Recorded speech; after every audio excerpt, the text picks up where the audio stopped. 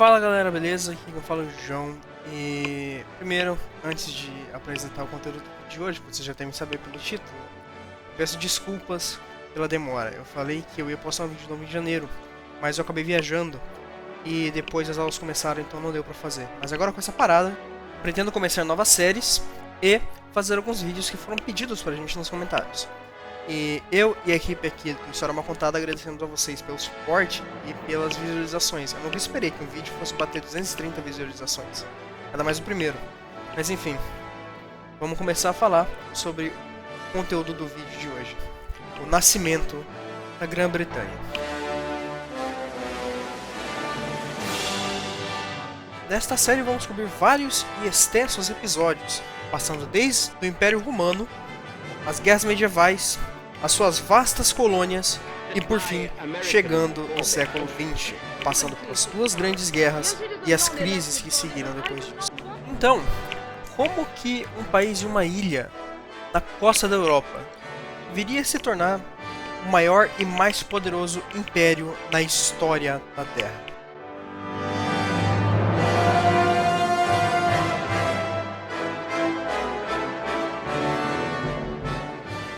Galera, romanos. Eu não preciso falar muito sobre romanos, né? Então vamos ao que nos interessa. Durante muito tempo, os romanos pouco se importavam do que estava além dos Alpes. Até que, antes de Cristo, o imperador César Augusto decidiu comandar 3 invasões nas Ilhas Britânicas, mas nenhuma delas foi em frente por causa de revoltas do resto do império. Só com Júlio César que a primeira invasão das Ilhas Britânicas aconteceu. Os romanos chegaram até o sul da Escócia, onde o imperador Adriano, em 128 d.C., construiu uma muralha para impedir que os escoceses ao norte invadissem a Inglaterra ao sul. Bom, eu não falei que a muralha era auto-efetiva, só falei que ela foi construída mesmo. Percebam que a divisa que Inglaterra e Escócia na época romana ainda é muito parecida com o que vemos hoje, demonstrando que a influência romana existe até hoje. Foi também com os romanos, na data disputada entre 43 d.C. e 50 d.C., que os romanos fundaram, no governo do imperador Cláudio, a cidade de Londres. Conforme o poder de Roma foi enfraquecendo, depois de séculos sob o comando das ilhas, revoltosos, celtas e outros povos da Escócia, da Inglaterra e da Irlanda começaram a invadir os territórios romanos nas ilhas, causando grandes conflitos e guerras. Pera aí, rapidão. Tito! O que você quer? Eu preciso de você aqui que você vai falar dos escoceses, das guerras romanas, e é isso, eu preciso de você aqui. Tá tudo bem. Oi, eu sou o Tito, um dos roteiristas da bagaça. E eu irei agora falar sobre as guerras da Gália. Essa guerra deu-se início na região da França e comoveu até a região germânica e até acabar na Britânia, que foi onde deu seu desfecho, anexando toda a região para o Império Romano. Os romanos, eles não vieram para ficar. Depois de alguns 300 anos do comando da Inglaterra, o Império Romano foi expelido pelos escoceses. Depois disso, e com a queda de Roma, começaram novas invasões, dessa vez vindo pelos povos germânicos. Com a queda do Império Romano e o enfraquecimento de sua influência, a primeira invasão a ocorrer depois dos romanos foram com a chegada de tribos germânicas, como os anglos, os saxões e os jutos, que vieram de terras como Alemanha, Dinamarca e Holanda. E lá, juntos, eles criaram o primeiro reino da Grã-Bretanha. Ao longo da Baixa Idade Média, esses reinos se diversificaram e se dividiram, por fim se tornando 7 reinos: Northumbria, Mercia, East Anglia, Essex, Kent, Sussex e Wessex. Talvez algum desses nomes soem familiares para quem já viu a série Vikings, que sim, é baseado em fatos reais. E, por coincidência, é o que vamos falar agora. Os Vikings.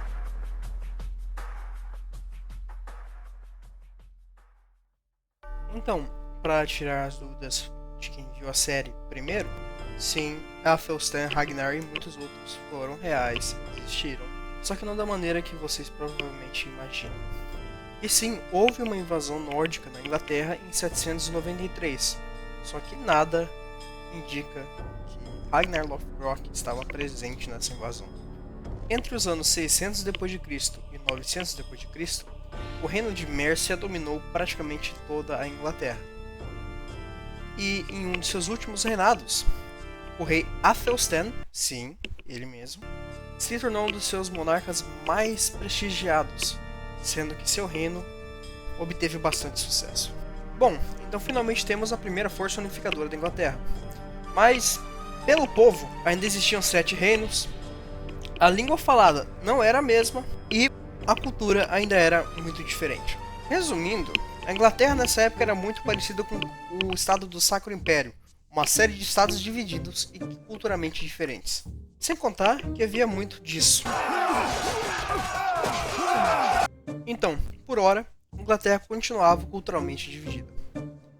Só em 1066, que um príncipe normando, região do norte da França, bastardo, mas com uma promessa de poder na Inglaterra, iria para lá e lá se tornaria o conquistador.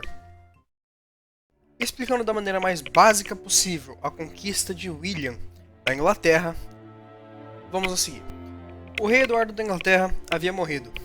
Ele não tinha filhos, então fez promessas, diferentes promessas, a 3 diferentes monarcas que eles, quando ele morresse, teriam acesso ao trono de rei da Inglaterra. Um deles, Harold Godwinson, era nascido inglês. O segundo, já mencionado, William, duque da Normandia. E o terceiro, Harold Hardrada, o último grande rei da Noruega, viking. Em 1066, o rei norueguês invadiu a Inglaterra pelo norte. E Harold Godwinson, defendendo seu lugar ao trono, foi ao encontro, acabando por vencer os vikings e terminando a era dos vikings na Inglaterra de vez. Porém, no mesmo ano, William invadiu pelo sul da Inglaterra e Harold teve que marchar seu enorme exército do norte para o sul em apenas 4 dias. O exército cansado de Harold fez sua última batalha frente a William na cidade de Hastings, no sul da Inglaterra. Os normandos venceram e William passou os próximos meses passeando pela Inglaterra, convertendo vilas que não eram a favor de seu governo. Bom, eu estou sendo muito curto em relação a tudo que eu estou explicando, porque a história medieval, não só da Inglaterra como da Europa, é incrivelmente rica e muitas vezes não é comentado o suficiente. Mas enfim, voltando ao assunto do vídeo. Espero que vocês não fiquem bravos, porque realmente eu estou cortando muito conteúdo fora. Então, o formado Reino da Inglaterra, sim, era essa a bandeira, havia se tornado uma potência poderosa na Europa, ajudando nas cruzadas e em outros afazeres envolvendo as políticas europeias. Porém, ainda havia um país que acabaria por se tornar o principal rival da Inglaterra durante anos e anos. E eles travariam uma batalha épica durante mais de 100 anos.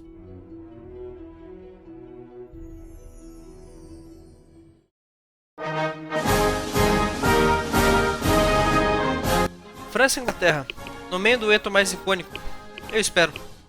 Não tem como falar de história inglesa sem mencionar a França, não tem como falar de história francesa sem mencionar a Inglaterra. Os dois estão ligados por mais de 1000 anos de brigas e também por alianças. O mundo, como conhecemos hoje, não seria o mesmo sem esses dois. Então, onde estava a França no meio de toda essa briga?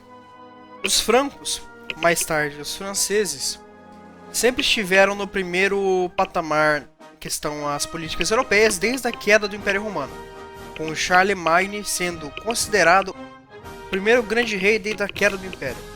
Lembre-se também que desde a ascensão de William, o Conquistador, ao trono inglês 1066, os reis ingleses tinham sangue normando que fazia parte da França.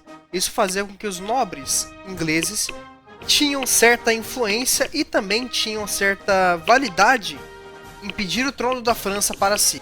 Então, quando Carlos IV da França morreu sem herdeiros, uma crise de sucessão começou, em que monarcas ingleses e nobres franceses pediam o trono da França para si. A Guerra dos 100 Anos foi uma das maiores, se não a maior guerra medieval da história da Europa.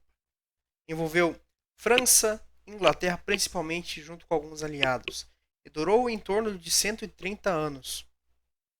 O conflito, girando em torno do trono francês, rapidamente se escalou para uma guerra geral na França, em que vários pedaços da França continental foram, primeiramente, conquistados pela Inglaterra para anos depois serem reconquistados pela França.